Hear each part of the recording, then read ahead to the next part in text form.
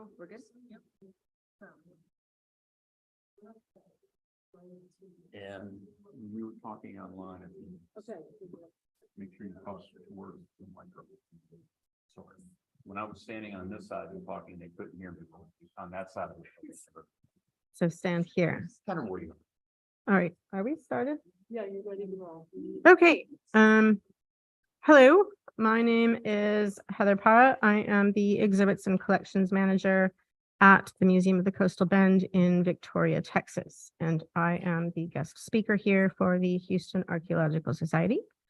And I'm talking about the first Vikings in Britain. Work over here. You in this room. You can't hear me. Am I just talking too quietly? Natural. How about now? Better? Yeah. I've never been accused of not being loud enough. That's really strange. Right. So I am here to talk about the first Vikings in Britain. And the first thing I want to tell you is that we're not actually going to be talking that much about Vikings. If you're here for Vikings, don't panic. There will be some Viking content coming up.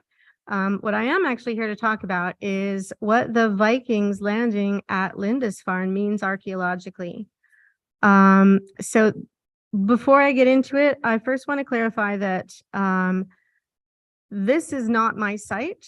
I have been fortunate enough to be involved in this site since the first year that we started digging there, but I am not in charge. I am not the project manager. And I don't want there to be any confusion in that. I'm just somebody who was lucky enough to be there when all of this started happening, and it was really cool. So I'm here to talk about it. I got involved at Lindisfarne in, I think it was 2016 was the first year. And the reason I got involved is that there seemed to be some overlap with my own research in Wales, where I was working on some monastic archaeology. So anyway, I've been there ever since, and here I am to talk about it. So in the course of this talk, I'm going to talk a little bit about where and when the site is, and then the expected Viking content. And then I'll show you some burials and some significant artifacts from the site. Let's hope this works. Hey, look at that. So where is Lindisfarne? Lindisfarne is also known as Holy Island, and it's located in England's northeast on a little island which is accessible only by causeway at low tides. You can see the logistical trouble there. This region was known as Northumbria and was the largest and most powerful of 7 kingdoms during the Anglo-Saxon period in England. So for all the Americans here, that's 547 to about 1066. Right. So anybody interested in visiting Lindisfarne, you're going to fly into Edinburgh and drive about an hour and a half south, provided you don't stop at the breweries on the way.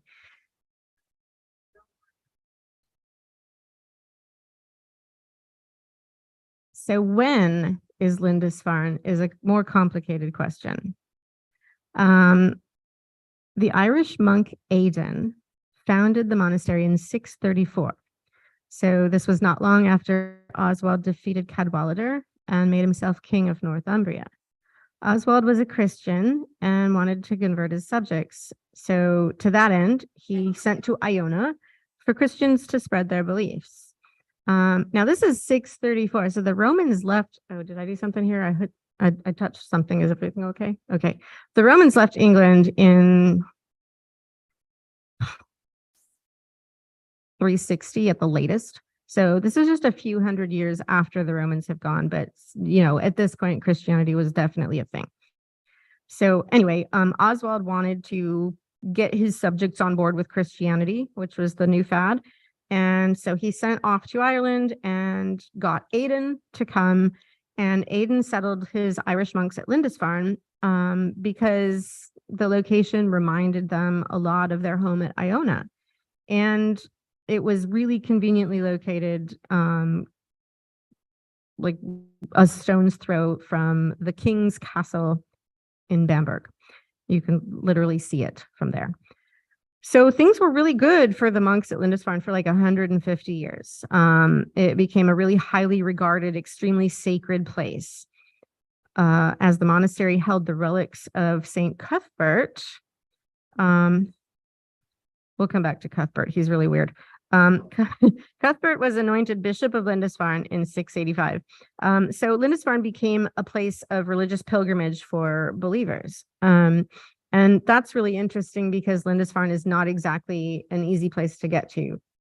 So these pilgrimages were a pretty major trek. You're walking, through muck and mud across a causeway, hoping that you guessed the tides right and your pace is appropriate. So this was a pretty big deal. And also at Lindisfarne, this is where the monks created the famous Lindisfarne Gospels, which is the most spectacular manuscript to survive from Anglo-Saxon England. You see some of it in the background of that slide there. Right.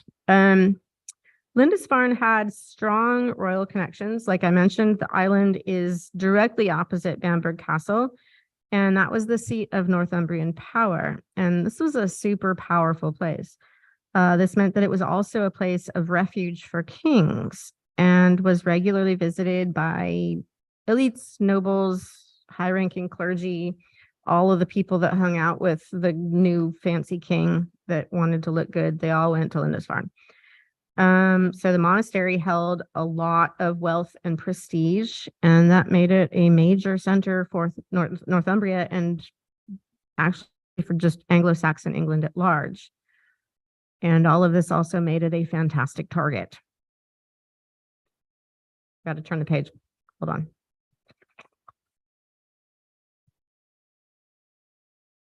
There we go. So what happened with the Vikings?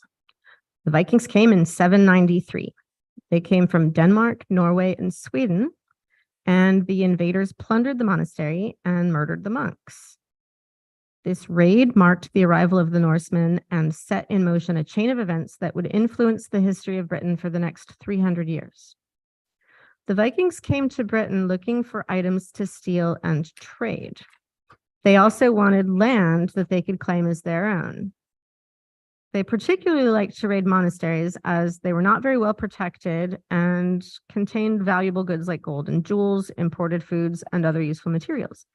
The Vikings also stole manuscripts and Bibles. These were later sold back to the religious leaders who couldn't bear to see them lost or damaged. So, they were stealing religious books and ransoming them back to the monasteries and also nabbing all of the fancy things that the nearby nobles were storing in the monasteries. Pretty great pickings for a Viking. So this image that you see, not the guy whacking the guy in the head with an axe, but the other image, this is a stone tablet that is on exhibit in the little museum on the island of Lindisfarne. And you see that it depicts these guys wielding swords overhead, and you can sort of figure out what's going on there. Right. More Viking content. So there are surviving historical documents from Lindisfarne, which allow us to talk with greater confidence about Lindisfarne than many other elements of the Viking Age. The Anglo-Saxon Chronicle notes 793. Here terrible portents came about over the land of Northumbria and miserably frightened the people. These were period flashes of lightning, and fiery dragons were seen flying in the air. A great famine immediately followed these signs, and a little after that, in the same year, on 8 January, the raiding of heathen men miserably devastated God's church in Lindisfarne Island by looting and slaughter. That's bad news. The monk Alcuin, writing to Bishop Higdald, termed the event an unprecedented calamity as he described the church as spattered with the blood of the priests of God, despoiled of all its ornaments. He went on to say the pagans trampled on the bodies of saints in the temple of God like dung in the street. The Lindisfarne raid had major impact upon the Christian world in Britain and beyond. Lindisfarne, which, as Frank noted, is also known as the Holy Island, was described by Alcuin as a place more sacred than any in Britain. So the devastation that was felt upon this attack was really intense and tremendous. And I just pushed a button and something horrible happened on this computer. Did I break it? Is it okay? I don't know. Yes, yes, it is. Okay, we're fine. I warned you about me. It's really dark up here. It's hard to see what I'm doing. Okay, I'm so sorry. Slide 6. Here we are. Where did the monastery go? In desperation, the surviving monks fled to the mainland, eventually settling in Durham. Lindisfarne was believed to have stood empty until the 12th century when the stone priory was built for a new Benedictine cell from Durham. This monastery survived until the dissolution of the 1530s when it was closed and the buildings were then turned into military storehouses, much thanks to Henry VIII. But the location of the first monastery, the one of Aidan and Cuthbert's time, remained unknown. Those buildings were made of wood, probably with flagstone floors. I say that because I found one. And many were likely burned during the Viking raids.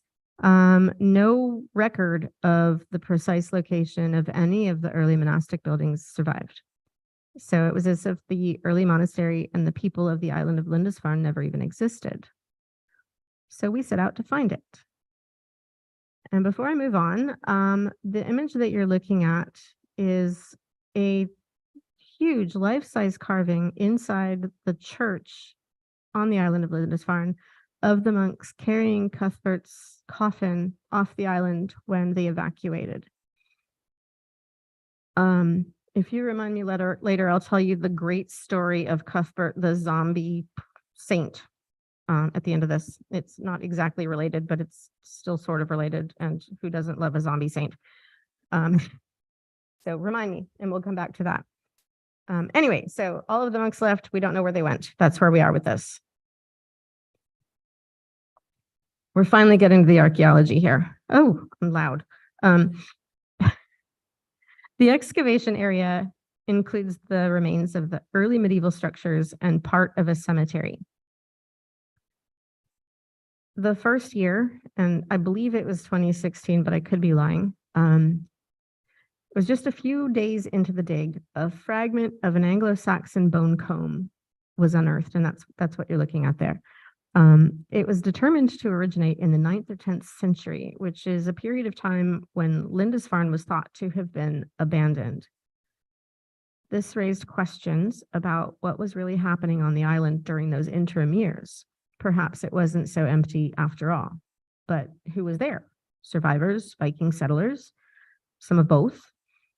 This little artifact and what it suggested about the island and its population was probably the thing that kept this project funded for the next year. Soon other artifacts, like this 9th century coin, confirmed the idea that the island was never abandoned, despite the continuing waves of Viking raids. I mean, we're talking 300 years of continued raids. That's a lot for anybody.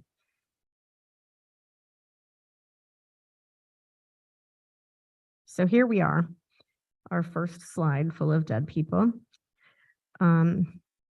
Also the first year, we found some loose bone and charnel pits, all of it disarticulated. Does everybody know what a charnel pit is? Frequently, you'll find a charnel pit when, for example, somebody plows through a cemetery or a burial area, inadvertently disrupting human burials. And they're like, oh no, we've got all of these bodies. Let's just put them together in this pit and cover it up and call it good. So charnel pits are disarticulated remains all together in one hole. Not always a nefarious thing. Sometimes it's just a farmer accidentally hit something with a plow and went back and fixed what he did. So anyway, that's what we found the first year. And some of it was probably disrupted in later years for the construction of the 12th century Benedictine priory, which, if you look at the top photo, just at the very, very top, you can see the outline of some of the ruins of that priory, which was again built in 1150, and they call that the new priory. So, we're right in the shadow of that here, and it's just this big, colossal, towering behemoth. And we're rummaging around there. That's me, third from the left, the one not wearing a green shirt. So anyway, a lot of this probably got accidentally drummed up in the process of that construction, but some of it maybe not. Some of it was possibly, remains from some altercation that didn't necessarily warrant a proper Christian burial, so they chucked it in a hole. Anyway, that was year one.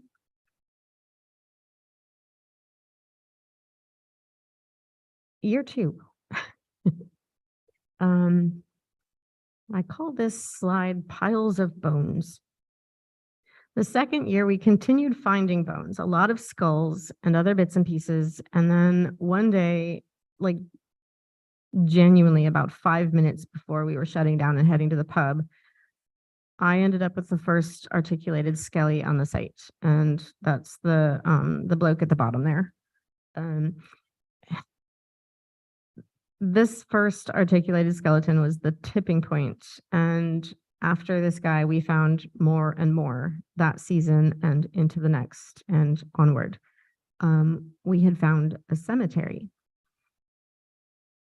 And not all of the remains were of resident monks. Some were local community members, women, children.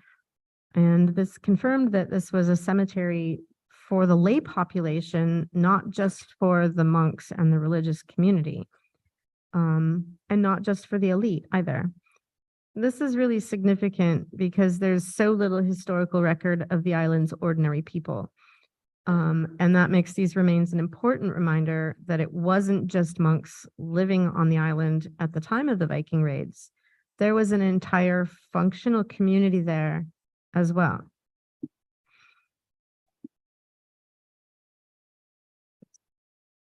So if you look at the photo on the bottom there, you see that there's 2 rings that were found still encircling a finger bone, which was kind of a really romantic find. The head in the bucket was one of several sort of floating skulls. And if you look at the large photo on the other side, you see alongside the hip of the lower skeleton, there's 2 unclaimed skulls next to him as well. I spent part of that year actually counting how many skulls we had and how many of them had associated mandibles and how many of them had associated rest of the body. It was really, it got pretty thick there for a bit. Anyway, that was year 2.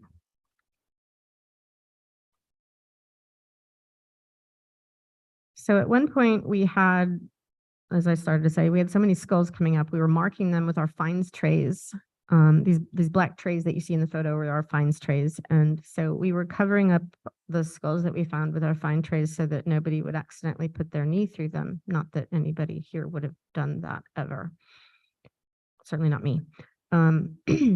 Not shown here, there was one particular skull that indicated very clear blunt force damage done to it by a large axe type instrument. It seems really possible that that might have been a Viking attack casualty. Many other of the skulls showed damage, but the nature of the damage was less obvious just due to tumbling about in the earth for so long. But this guy in particular had taken a very clear hit to the back of the head, which undoubtedly killed him off. Highlighted in the photos here in my really poorly executed red circle is alongside this articulated skelly that you see all his feet and toes and legs and arms and stuff. You see the skull of another one just sort of jumbled up, like right in the sort of pelvic region, almost into the rib cage. Don't know why.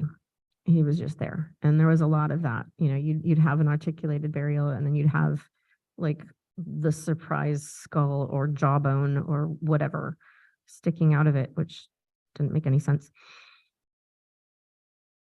Anyway, there's a lot.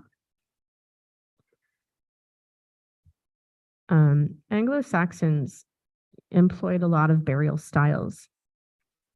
The one shown here is a flexed burial. Technically, it's a half flexed burial.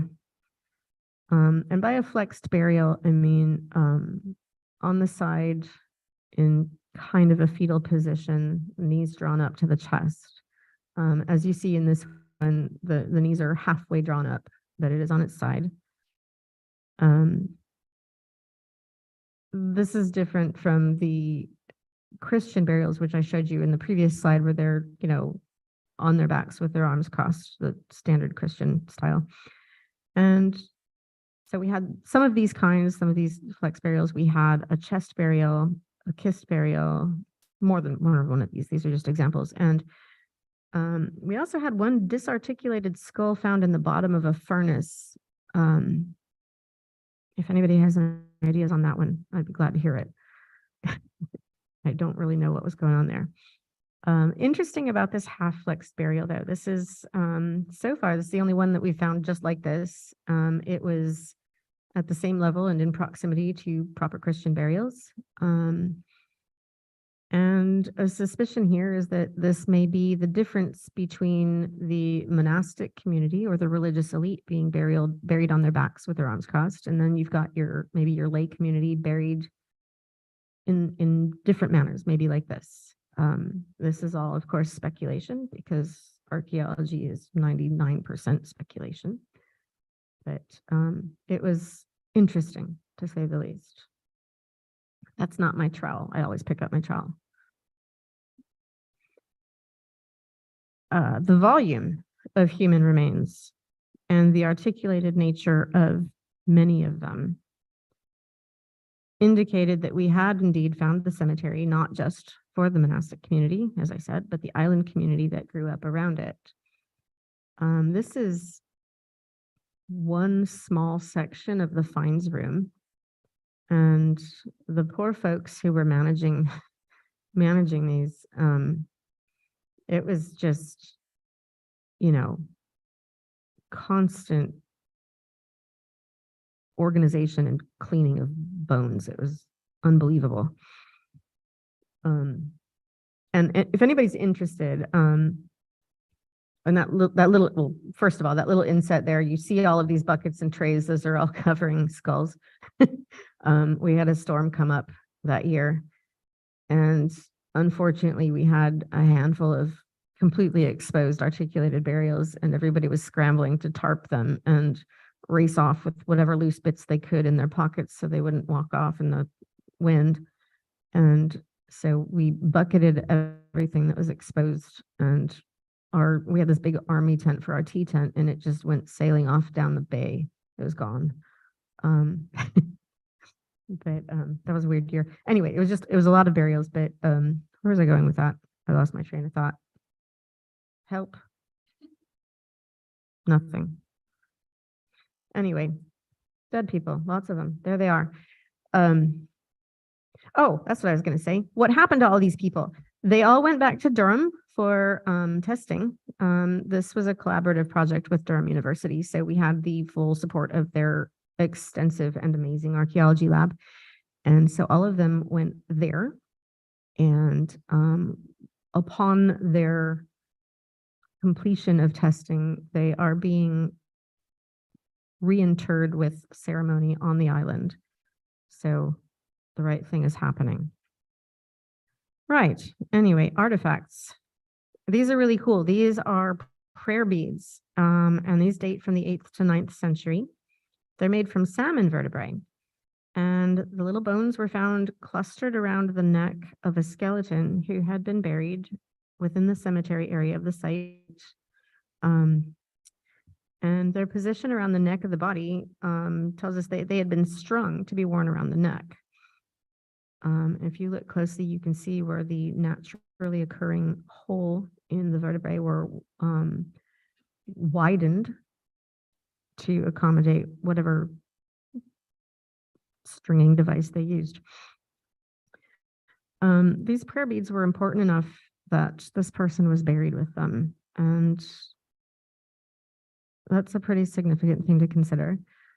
And this is the earliest example of prayer beads found anywhere in Britain.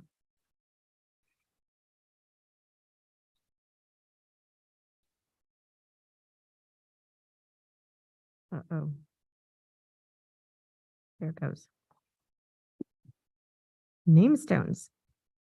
Right, so in the process of excavating the cemetery part of the site, we found several Anglo-Saxon namestones.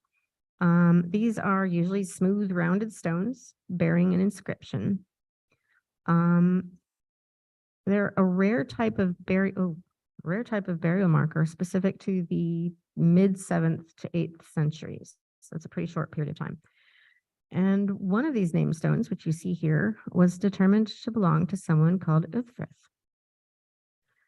Uthfrith lived during the earliest phase of the monastery and was someone important who may even have known its founders, Oswald and Aidan, or some of its later historical figures like Edfrith or Cuthbert.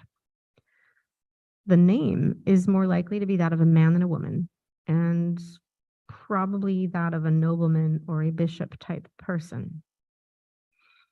That's kind of supported by the fact that they actually got a namestone. Uthfrith is a name that has never been found written down in any historical document.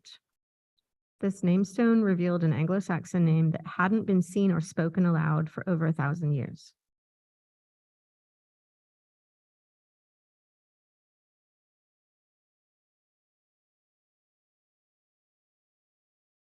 In 2020, I wasn't there this year, and it really made, or that year, and it made me mad that I got even. I'll tell you about it in a minute. In 2020, a rare playing piece from a board game came out of the dig intact. Was it brought over by one of the Vikings in 793? This is made of bright blue glass with white swirls. The gaming piece is crowned with a ring of 5 white baubles, which means it was likely to have been a king piece. Dating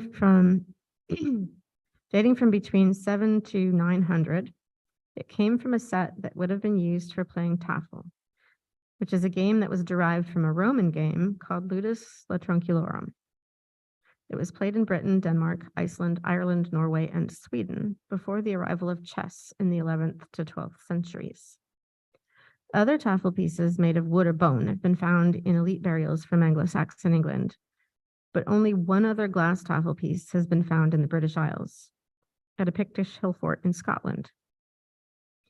Whether this came over with the Vikings or was already at Lindisfarne, it is interesting to consider that had they been so inclined, the Vikings and the Anglo-Saxons could have sat down and played a game together that they all recognized.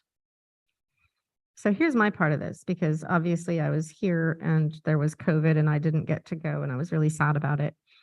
My friend Lisa of Dig Ventures contacted me after they found this.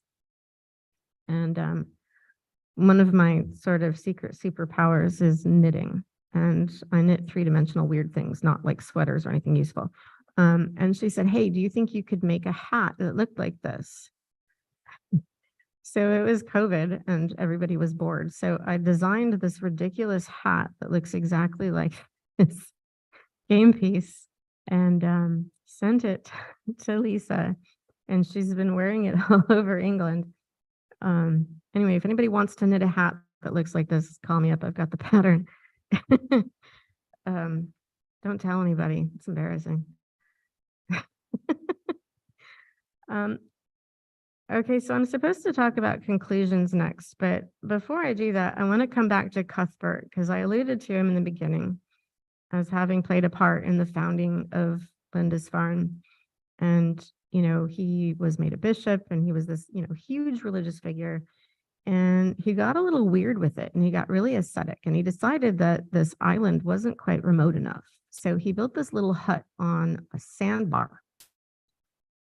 It's still there. And he lived in this gnarly little stone hut as this sort of grubby ascetic monk. And, he was really successful. He developed this huge following. And anyway, he got sick and he died. He was really old and it was very sad. And he was interred there at Lindisfarne. And that slide back there where I showed you the big statue of the guys carrying his coffin out of, off the island, they basically dug him up and hauled him off to eventually Durham. And he was interred at the cathedral there. He's still there. But I call him the zombie saint because when they dug him up to haul him off to Durham, they opened him up, his coffin, not his body. That would be weird. They opened up his coffin and he was still juicy. And they're like, well, that's weird. But then they did that whole well, the climate, blah, blah, blah. That's probably reasonable. And everything was fine. So off he went to Durham and he was interred there. And during some, I don't know, they were fixing part of the cathedral. For some reason, they had to move him again. And so they opened up his crypt again. And once again, he was still juicy. And when they opened it, his head kind of rolled from one side to the other. So, after everybody stopped screaming and fainting, they were like, okay, Cuthbert is obviously made of magic because he's not decaying at the expected rate. And this happened one more time. They did some sort of weird parade. I don't remember what the occasion was. Some saints something or other. And so they got him out to parade him up and down the road in Durham. And yet again, and we're talking like this is the 16th century by now, and he should have long since stopped being gooey. He was still juicy. And so this sort of established this really odd cult of Cuthbert, which, in the 1600s, that kind of thing was, witchcraft was a problem. King James was being a nuisance. It was out of control. So anyway, zombie Cuthbert was a really big deal for a really long time in England. And I find that absolutely delightful. Anyway, he is, I don't know if he's still juicy. I didn't open him up and look, but he is still at Durham Cathedral if you want to go have a look. It's really sad. They won't even let you take photos because I really wanted to have a rummage and see what was going on in there, but they didn't agree with me on that one. Anyway, there you go. That's your Cuthbert story. That's probably going to be the only thing you remember from this, and I'm very sorry. So all of this to say, oh, look, I'm going to end on time even. That's great. It's really hard to say what happened when the Vikings landed at Lindisfarne, aside from the obvious. I mean, we know that, they showed up and annihilated a bunch of random monks and villagers and whatever. But, for centuries, we just assumed that, sensibly everybody picked up and moved to the mainland because why would you go through that more than once? But I guess that didn't happen. So this site is really teaching us a lot about what life was like for the residents of Lindisfarne before and at the time of Viking attack. And I think the next few years is going to continue to shed light on the experiences of Holy Island residents and maybe their invaders. And maybe tell us a little bit about life after the Vikings, before the big monastic resurgence of the 1150s when they got their new priory. So I think this excavation is entering its 7th year.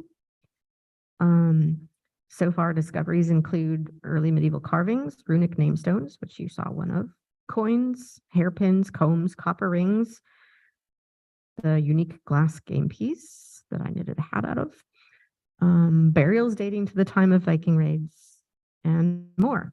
The coming season is going to focus on the remains of an early medieval smithy to include the workshop, furnaces, and the metal itself. So, in a kind of hot off the presses moment, you guys may have seen this on the internet, but just last week they found 7 skeletons under the car park on the island, which currently are believed to be medieval, possibly very early medieval. And I did read where one fellow was suggesting that this may be a secondary burial area for the community. But radiocarbon dating will shed more light on this, so stay tuned on that. Now I'm going to point out 2 things in these slides here. The slide of the fellow demonstrating how to use a trowel, that's Brendan, who's one of the founding Dig Ventures dudes and leader thereof.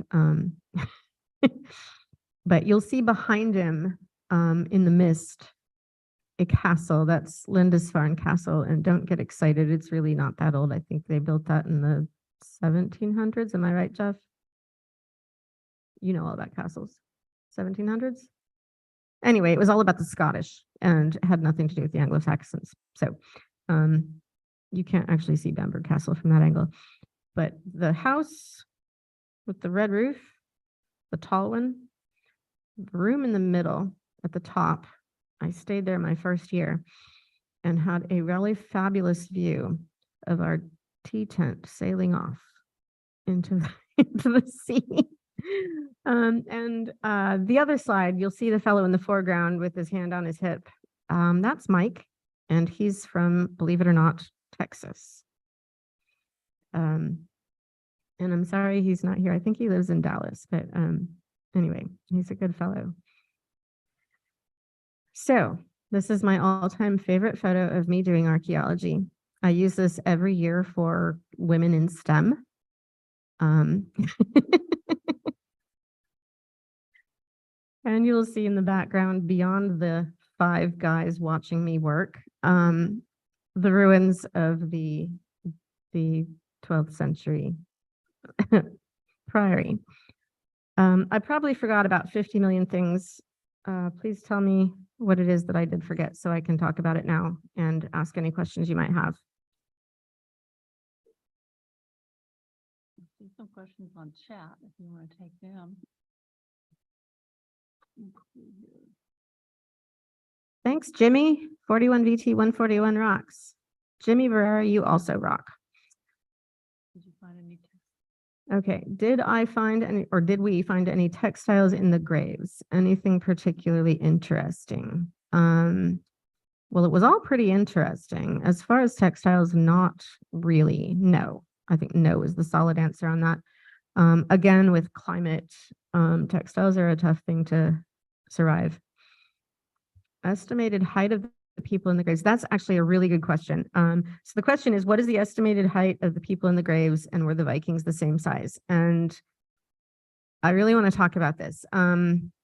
What was the estimated height of the people in the graves? I don't know. Average human size, I suppose. Not giant Texan size, but regular people. But I will tell you this. When we were digging out that charnel pit in the 1st or 2nd year, we pulled out a femur. Okay, I am 4'11". I get it. I am a weird person. But this femur literally went from the ground to like my rib cage. It was a huge person. And man, I don't know. Was it a Viking? Maybe. There was no signature on it, but it was a really weirdly long leg bone. And the next question is, where was the pile of bones found?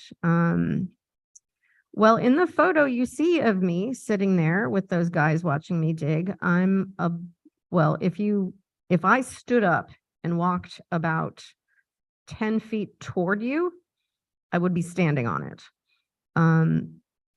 So what that means is it was, between the new 1200s priory, 1150s priory, and the bay. I don't know if that means anything to any of you, but it was right there.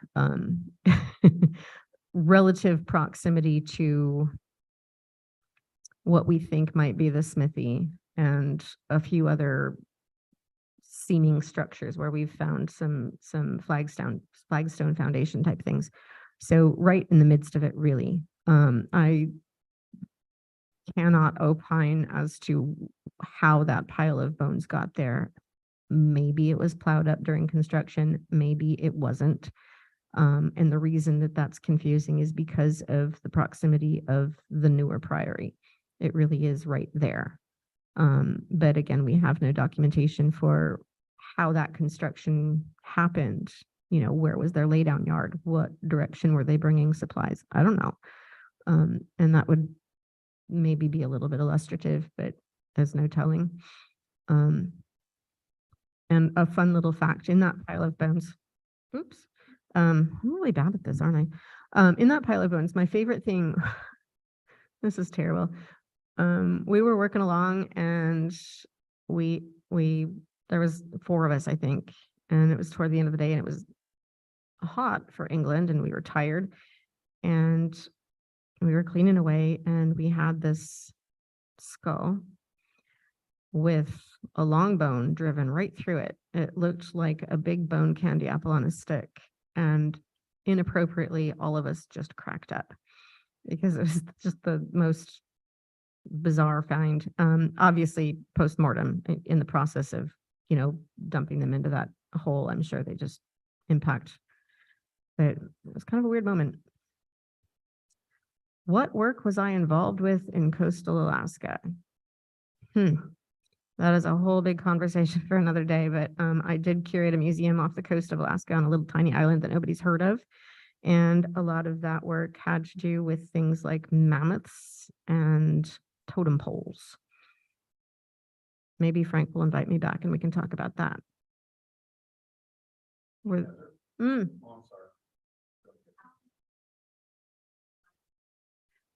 Yes.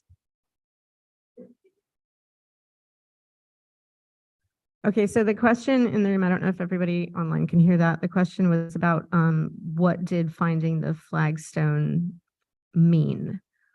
I found some flagstone foundation the first year and we were all sort of unimpressed with it, to be honest. We were like, oh, great, flagstone. And nobody really reacted. But in another trench, we found some post holes. And so the second year, we were all a whole lot more interested in both of those things. The flagstone that I found, and this isn't like, I'm not the one man archaeology awesomeness thing. It just coincidentally, I happened to be working that section and found it. It seems to be in pretty close proximity to what we suspect to be the smithy. There's furnaces and evidence of metal work, and I did find a lot of metal slag right near it, so I'm suspicious that it was more of a workshop and not the actual abbey. That question, by the way, came from Robin, who happened to attend the same obscure university in Wales that I did, and that's pretty great.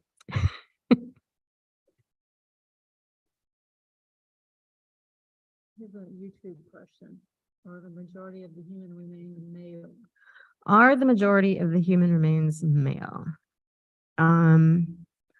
Last I know, there's a pretty fair cross section of male, female, and infant and child.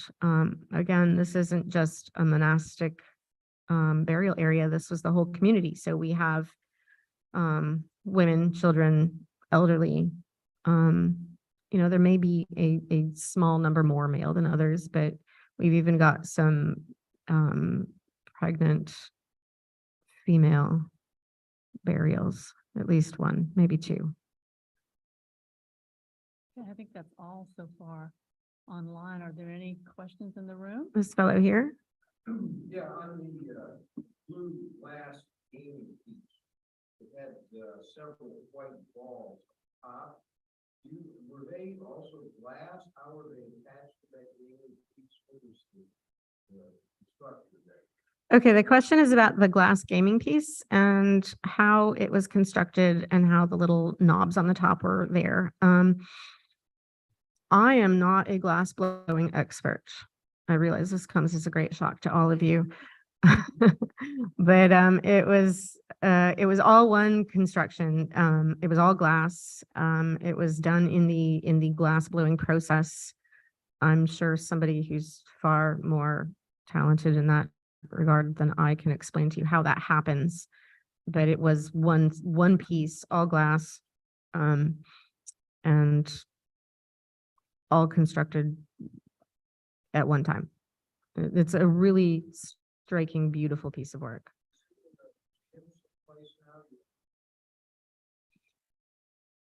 Right now, I believe it is still at Durham University. I'm not sure where it is bound for eventually. I'll find out and report back. How big was it? About the size of your thumb, the end of it, like joint onward. Maybe the size of my thumb. I don't know what your thumb looks like. Anybody else? Jeff? Seems to be a sort of period of raids by the Vikings on Lindisfarne. So the question is, A, why were people coming back? And B, why did people just leave? Okay, those are fabulous questions. I knew I could count on you. Two-part question. One, why did the Vikings return to Lindisfarne repeatedly? And the second question, why didn't the people on Lindisfarne just leave? Question number one, they kept coming back because Lindisfarne was this huge cultural center and it had great affiliation with Bamberg Castle, which was nearby. So all of the nobility, royalty, everybody who wanted to look really great in the eyes of the king were storing all of their fancy stuff at Lindisfarne because that's where they spent their holidays. That's where they went for any religious retreat thingies, which was like a really popular thing, kind of like going to the spa now. So they stored all their goods at Lindisfarne. So all of their wealth was there.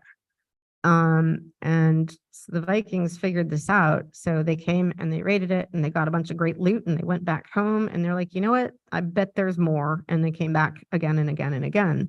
And it's poorly defended. Monks are not usually armed. The villagers were just simple, living their lives, growing whatever they grew and chickens and whatever people do. So it wasn't like they were facing an army. You know, they had no resistance. They could just sail right up to the front door, take what they wanted, and go.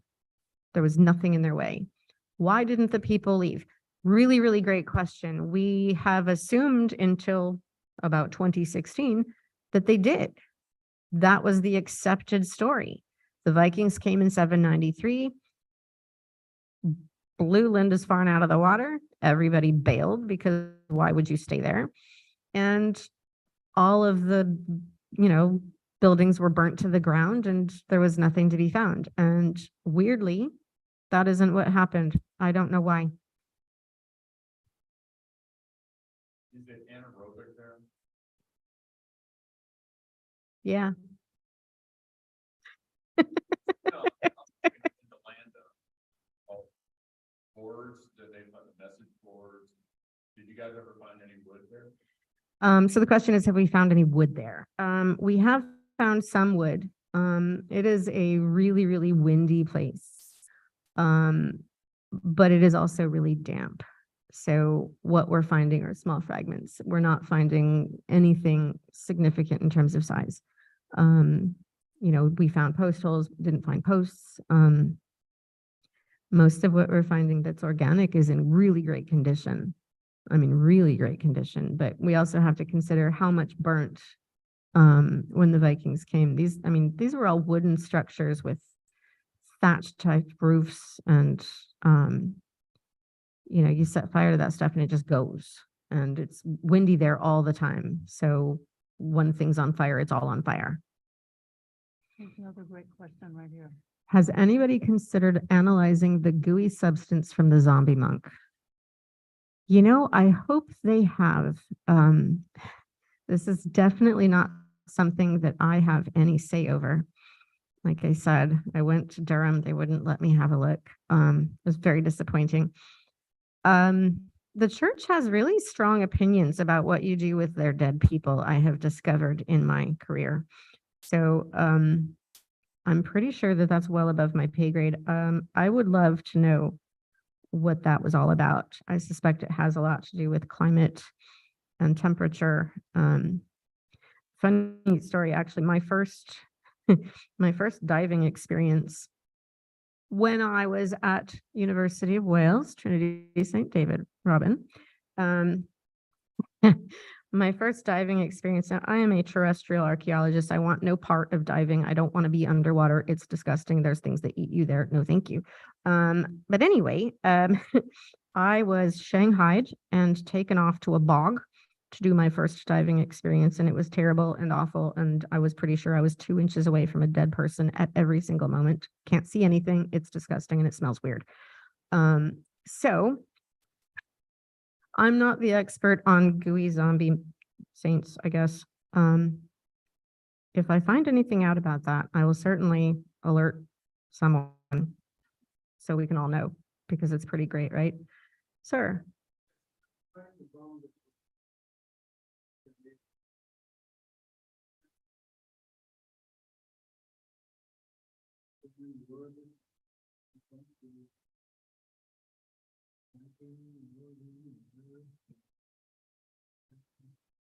Okay, the question is, will there be any DNA studies on the bones to determine origins? Are they Viking? Are they Anglo-Saxon? Are they what? I'm sure that there are. Many of these are still in the Durham lab, and they are undergoing excessive testing of all variety. As we all know, testing takes forever. Funding takes even longer.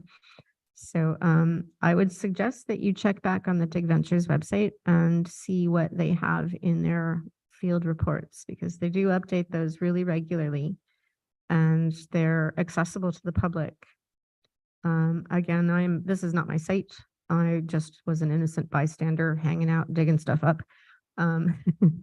But they do an amazing job of documentation, not just in paper form, but digitally and video, and just take some time on their website and rummage around, and you'll probably find a whole lot more answers than I have here. And some of it might even be more updated than my information.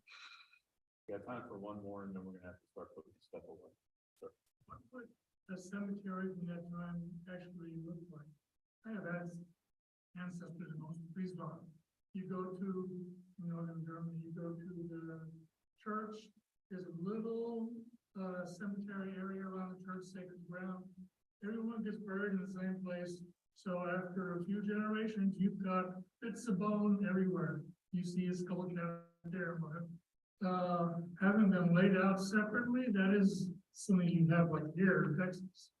So I'm wondering how much of that, like the charnel, maybe that's just the sacred ground around the church where they're laid out, that could have been under the church.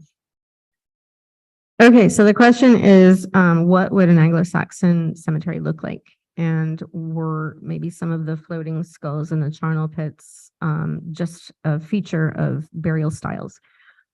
Yes and no. What Anglo-Saxon cemeteries looked like were, pretty similar to what we have here, not as fancy. Like I said, there are a variety of burial styles. Some had, constructions around the body. Some were just bodies in a hole. Some of them were in a shroud. Some of them were not. But in this particular instance, I think what's at play is that you had the religious elite. You also had nobility from Bamburgh Castle, and they were all being buried here. But also you had the common man, the villager, the blacksmith and his family. And so you had an assortment of burial styles all happening in roughly the same space. So sure, some of the hey, we found a kneecap on this guy's neck. That's probably, the blacksmith kneecap moved over.